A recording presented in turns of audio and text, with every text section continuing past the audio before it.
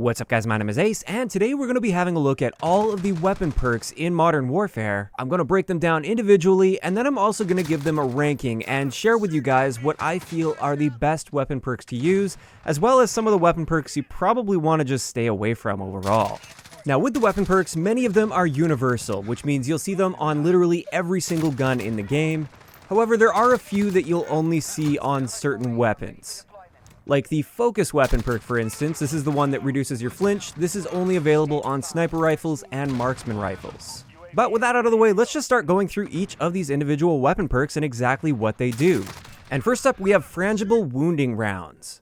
So with these ones, bullets will cause targets healing to be briefly delayed. Now normally in this game, from the moment you take damage from a single shot to the moment that you are fully healed is 5.9 seconds. When that enemy has frangible wounding on their gun though, this slows your total healing time all the way down to 10.56 seconds. Which means it nearly doubles the amount of time it takes for you to heal. This is almost a 5-second increase to your healing time, which might not seem like a lot, but in Call of Duty terms, 5 extra seconds of waiting to heal feels like an absolute eternity. So I actually consider this to be an upper tier weapon perk because that healing time is very important, and this will really help if you put some rounds into somebody and they get cover. This will give you that extra time to push them while they're still trying to heal. And in addition to this, it's going to lead to far more assists for you as well, especially when you think about like no respawn modes like search and destroy. If you get yourself into a gunfight that you lose but you put damage into your enemy, that gives your teammates so much time to trade that kill off, which can be vital to winning search and destroy. So like I said, this frangible wounding weapon perk absolutely is very powerful, and I would consider this to be upper tier. After that, we've got the fully loaded weapon perk, which just allows you to start with your maximum amount of starting ammo, given the gun that you have. And basically what you're going to see here for most of the guns, like a normal gun that has a 30 round magazine, without this you would spawn in with 30 rounds in the gun as well as 60 in reserve. When you're using fully loaded, you'll have 30 rounds in your gun and 180 rounds in reserve. So instead of just 2 extra magazines, you're getting 6 extra magazines. Now that does change up a little bit depending on the type of gun you're using and everything, but just know this gives you the maximum amount of ammo that you can carry for that given gun, which I find is great, especially for guns that have a really high rate of fire. So with the M13, for instance, you burn through ammo so quickly with that gun, I find. This is an excellent weapon perk for that. But when you look at like the AK-47, which has a noticeably lower rate of fire, I would say this perk is much less powerful for a gun like that. So as a result, I would classify this as a mid-tier sort of a weapon perk. It's good on some guns and just unnecessary on others. Next up, we have the heavy hitter weapon perk, and with this one, when you melee somebody, it produces a greater stun effect on that target. This is easiest to just show you guys. This is what it looks like when somebody melees you without heavy hitter. And this is what it looks like when they do have heavy hitter equipped. Now, in both of those situations, you are flinched quite a bit. Like, you're going to be looking up towards the ceiling in both situations. And also, I would say there's a decent sort of a stun effect on you. However, if you look at it in slow motion, you can definitely see that this heavy hitter weapon perk is going to kick you much higher in the air. And also, there's a much brighter sort of a stun when you get hit. Now, I did also test to see if this stun effect would prevent you from firing your gun if you were being hit by somebody with heavy hitter, and it turns out it doesn't affect that at all, so you can continue to fire your gun just fine. As a result, when I really think about this and look at this situation, this brings up 2 questions. First off, how often is this actually going to change the outcome of that situation where you're meleeing somebody with your gun? Personally, I don't think it's going to change that outcome too often. And the second question is, how often are you running around meleeing somebody actively with your gun instead of just pulling out a combat knife? Unless you're going for a really specific challenge or something, I don't see most people doing that very often. As a result, I would classify heavy hitter as a lower tier weapon perk. Sticking to that theme of perks that affect your melee, we also have the fast melee weapon perk, and with this one it allows consecutive melee attacks faster. Now just how much faster? Only about 8% based on my calculations. This is the kind of difference where unless you're watching these clips back to back, you probably wouldn't even be able to tell when that player has fast melee and when they don't have fast melee. The thing is, in this game, even with LMGs, you get a really quick consecutive melee speed without any weapon perk required at all. As a result, once again, I'm throwing this into the lower tier category. I would never recommend wasting one of your attachment slots on this particular perk. This brings us to the next one, which is Sleight of Hand. And with this one, it allows you to reload faster, just in general. The description says, while under pressure, which has some people confused. I think that's just some weird wording they decided to use. You will get the Sleight of Hand reload speed anytime, regardless of the situation. And with this, it does vary a little bit depending on the gun that you're using, but on average, we get an approximately 40 to 50% reduction to our reload time, which is very noticeable, and this is something that's going to help you in a lot of situations throughout a match. And as a result, I definitely would recommend the Sleight of Hand weapon perk, and I would consider this to be an upper tier weapon perk. After that, we have the second set of Frangible rounds, and this is the disabling Frangible rounds. With this one, bullets will slow enemy movement and briefly disable their tactical sprint when shooting their legs. And after doing a little bit of testing on this, the first thing that I noticed is there's a bit of a stun effect when you're shot. It doesn't seem to increase your flinch at all, but it does create just a couple frames of this double vision sort of an effect, kind of a blurry effect, which is a minor annoyance, but with the speed of the time to kill in this game, it really doesn't make that much of a difference, in my opinion. Also, I did find with this stunning effect, it's very inconsistent. It doesn't always happen. It's just like there's a chance for this to happen is what it seems like. Additionally, just like the description states, this will slow your mobility down if you get shot in the legs. And for some reason, this only applies to the legs. But if you're using that tactical sprint, or just a regular sprint actually, and you get shot in the legs by somebody using this, it will briefly slow you down and disable that ability to sprint, but then you can get right back to sprinting shortly after that. As for my thoughts on this weapon perk, I don't really see it as being all that effective. It's a bad habit to be aiming at enemies' legs in the first place. Plus, that stun effect, well, it is a little bit on the annoying side. Like I said, when it comes to the time to kill, it's probably not really going to impact the outcome of very many gunfights. And therefore, I put this in the lower tier category for the weapon perks.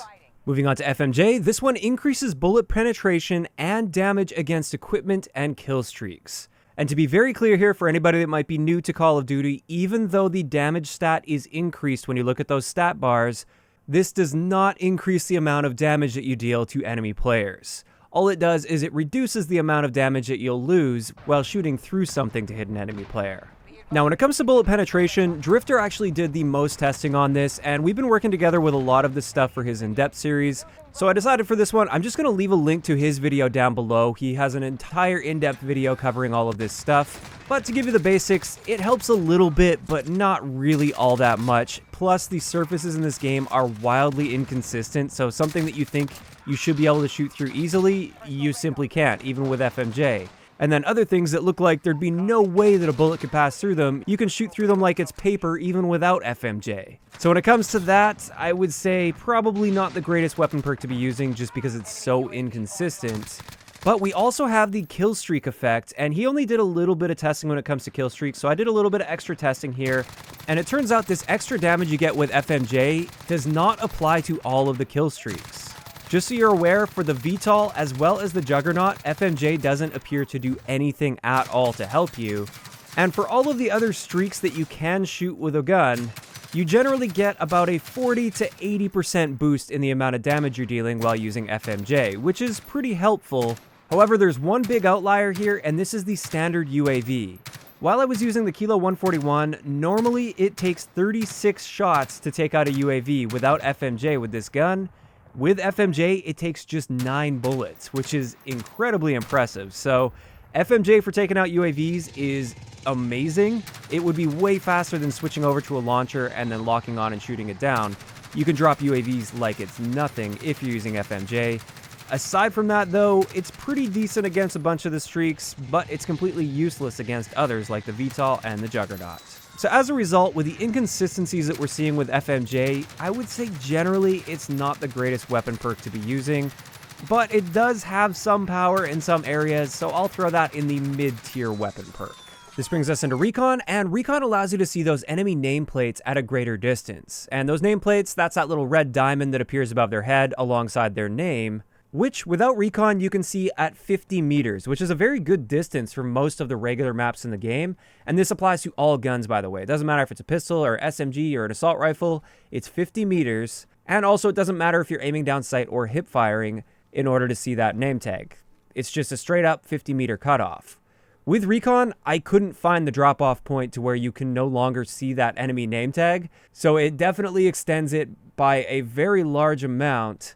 But like I said, 50 meters is a pretty long distance when it comes to the standard 6v6 and 10v10 maps. As a result, for regular multiplayer modes, Recon's probably not your best choice, but when we're looking at ground war, Recon is excellent because you will actually be running into people quite frequently beyond 50 meters. So again, I'd rank this as a mid-tier weapon perk. It's great on longer range guns on longer range maps, but it's completely useless on the smaller maps. Now moving on to the next weapon perk, this is the burst weapon perk. And this one does vary a little bit from gun to gun. Most guns it will be a 3-round burst, some of them are a 2-round burst, and I believe there's a 4-round burst as well if I'm remembering that correctly. And basically with this burst attachment, it appears the rate of fire for that particular gun is unchanged within the burst itself. So if you fire a burst with the M13 for instance, it's going to be a much faster burst than the Odin's burst. Now on top of that, you do get a burst delay, so between each burst there will be a slight delay. And as a result, for most of the guns in the game, I would say the burst weapon perk is just not a great choice because you might as well just have access to that full auto so you don't have to deal with the burst delay. Most of the guns are unable to get a 1 burst kill anyways, so why wait for that burst delay when you can just fire full auto? Now that's not to say there aren't some exceptions. There are some guns that handle really well with the burst attachment. One that I've seen recommended quite a bit is like the FAL for instance. So I'm not saying there aren't places for this burst weapon perk, but in general, on average, you're just better off using the standard full auto mode. As for the next one, this is Mo Money, and with this one you get additional XP when you get headshot kills. And with this, it's quite straightforward. Normally in TDM, for instance, you would get 10 bonus XP for getting a headshot. When you have this weapon perk equipped, you get 30 bonus XP for a headshot. So pretty straightforward, self-explanatory. If you're really trying to maximize XP and you just happen to also be going for headshot camos, I would say why not? But it's really not going to help your gameplay at all.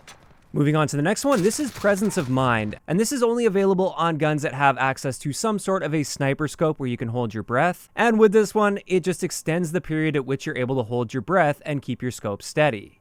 Now, the standard hold breath time is about 4.5 seconds. The Presence of Mind hold breath time is 1 minute. So an absolute massive increase in the amount of time that you can hold your breath for. And I think that one's pretty self-explanatory. If you're the type of person that really likes to hold your breath and hold that scope steady for long periods of time, then this is an excellent weapon perk for you. If not, and if you're fine with that standard hold breath time, then obviously you don't need this. And finally, this leaves us with one last weapon perk, and this is the Focus weapon perk, which unfortunately you can only use on sniper rifles and marksman rifles. With this one, it reduces your flinch, and that flinch reduction is pretty impressive. I did a bit of calculation on this. It appears to cut your flinch down by about 60%, which is huge. And this is going to make a big difference, especially because I've noticed with marksman rifles, it seems like you have more flinch than most guns. So I would even go so far as to say that the Focus weapon perk is absolutely your best choice for marksman rifles, and if you have it unlocked, you should absolutely be using it. It is incredibly useful, and it will save your life countless times. In either case, that covers it for all of the weapon perks in Modern Warfare.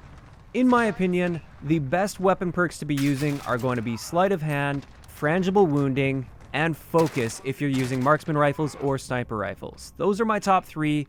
I really like using those particular weapon perks. For a lot of the other ones, they're very situational, and I'm not saying they're bad. They definitely have their place in many cases. But as for the ones that I'd recommend just staying away from, this would be Heavy Hitter, Fast Melee, and Frangible Disabling.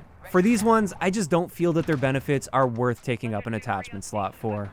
But with that, of course, I'd like to know in the comment section below, what are your favorite weapon perks to use in Modern Warfare? Were you surprised by any of the results in this video? Just let me know those thoughts in the comment section down below. If you enjoyed the video, a like rating is always appreciated, and don't forget to subscribe for more if you haven't already. I'll talk to you guys next time. You're needed at Charlie.